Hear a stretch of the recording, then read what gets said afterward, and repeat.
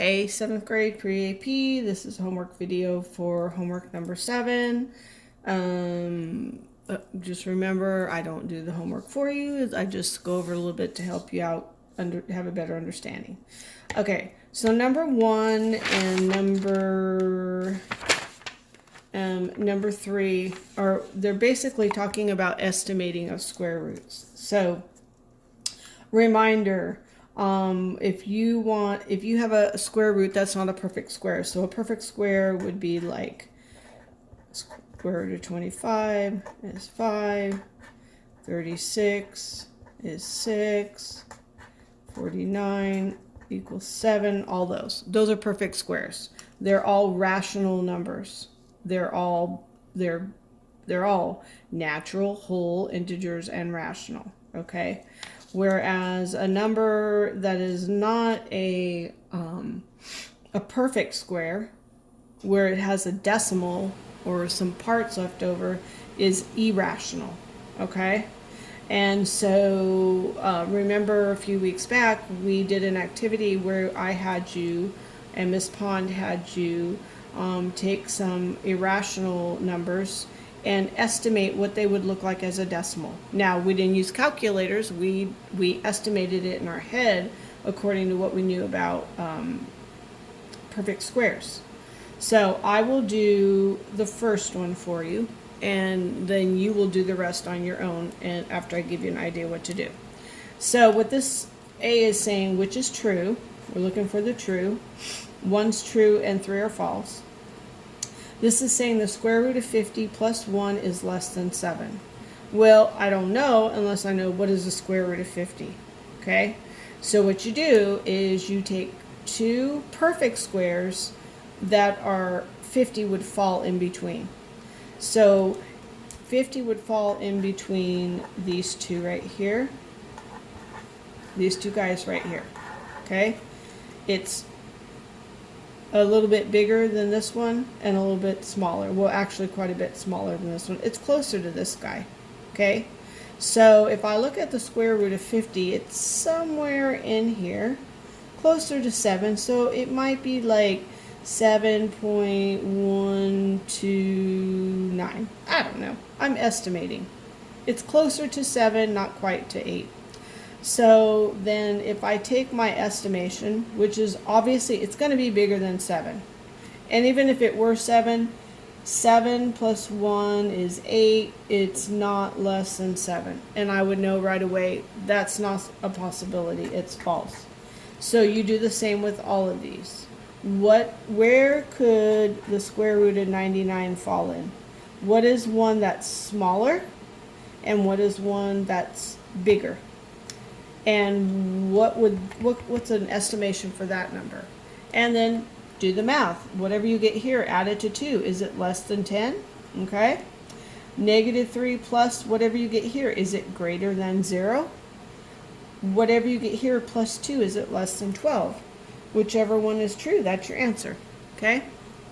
Number 2, scientific notations and standard notation. So standard is when you have a number like this, like 73,000, okay? And if I want to put it into scientific notation, since my decimal's here, I want to go 1, 2, 3, 4 places over to the left. So scientific notation is always written with the power of 10. And I went 4 places to the left, so I have a positive exponent. And the number without the zeros is 7.3, scientific notation. So what I had to do was I had to move 4 places to the left to get it into scientific notation, okay? So then, having said that, if I look at these guys over here, I know that my original number, I had to take my decimal and move it to the left, because these are all positive. So if I look at this guy, for instance, 6.4 times 10 to the 4th power, that means that if I had to move it 4 places to the left to get it back here, but I want to know what does it look like in standard, because I'm looking for which expression does not represent a number that's larger than 7,000 but smaller than 70. I'd have to go backwards. So, okay, if this is my decimal, now I got to go back to the original. 1, 2, 3, 4. So this is my number for this guy. And let's see, is it larger than 7,000? Yes. Is it smaller than 70,000? Yes. But we're looking for the one that does not. So yes and yes. I'm looking for one that says no. Okay? And you do that. You do the same thing with these numbers. Number 3, which of the following is the best approximation for the square root of 48? Again, find the perfect square that would go before it and the perfect square that would go after it. And this number is going to be somewhere in between, and it wants to know which one of these do you think fits what would be closest to it, okay? And be careful because there's some really close numbers in here, all right? Number 4. Number 4 is compound interest. So this is the formula for compound interest. Now, I realize you might be doing this at home. So what you could do at home is you could do these pieces separately, okay? The P is the principal. And then this means multiply. 1 plus. What you could do is you could do your R divided by your N and put it in here, okay? So your R is your rate as a decimal. That has to be as a decimal.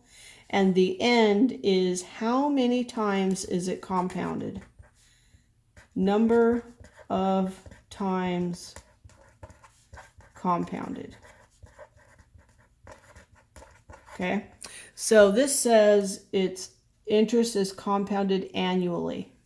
Annually means yearly. So it's compounded once a year, one time. Okay, so your rate divided by your N, and you could get that number and put it here. You could do this. You don't have to put it all in at once like you do on the Inspires. R divided by N, put that number here, and then you would just say 1 plus this number and keep it in parentheses, okay?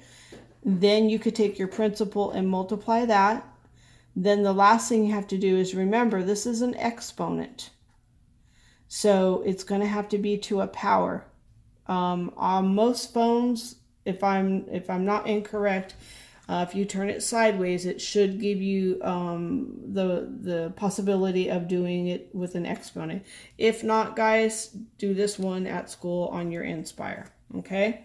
Anyways, so the formula principal times 1 plus the rate as a decimal divided by the number of times it's compounded. This time it's once a year.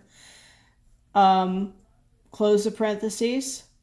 Again, we have an exponent n times the time. So n is the number of times it's compounded, and the time is how in years. 7 years.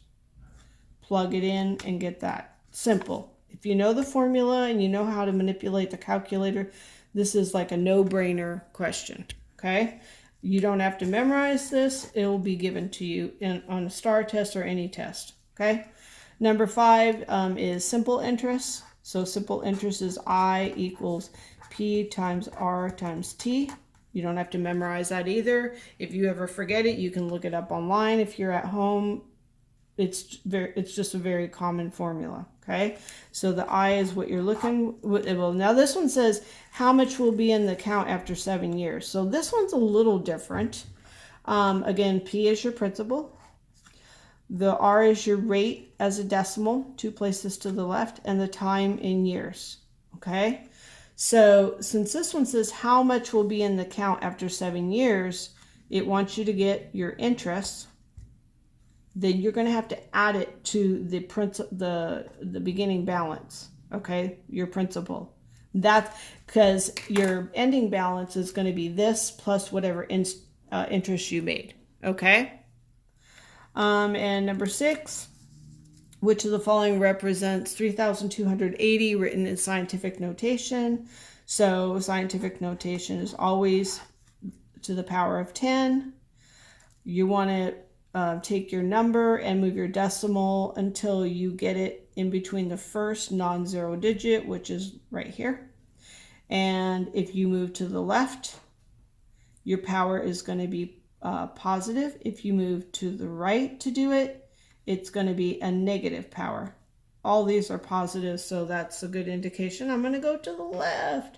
How many places to the left am I going to go? And there's your answer. Very easy. Okay, guys, make sure you get this turned in by Thursday because we have no school on Friday. If you owe me any other homework, please get it done, because on Monday, if you have missing work and you are failing, I'm going to be calling parents next week. Okay, good luck. Have any questions? Talk to a friend. Come to tutoring. You can go see me or Miss Pond, and just make sure you get everything done. See you in class.